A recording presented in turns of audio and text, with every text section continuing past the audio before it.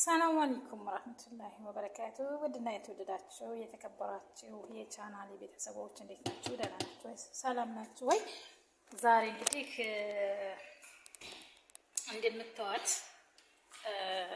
አክል መግሪቢያ ነው የሰራሁላችሁ ማለት ነው ውዶቼ። እና ካፋ ሲለኝ ማለት ነው አንዳንድ ጊዜ ቀየር አደርገዋለሁ እንትን ነገር አለሙን استغفر الله العظيم يا رب العالمين እና ማለት ነው ሲደብረኝ ቆይ ቢስሚላህ ይሄን በሁለት እጅ ከፈለኩት አይከፈትም ይብረድስ ማጥፋውና አፈራው ደግሞ በጣም ፈራ እንደምታዩት እዚህ ጋር በስጋ አድርጌ ግን ቀጭን ነው ዛሬ ደግሞ ምን ነበር ተጨምረበት ሌላ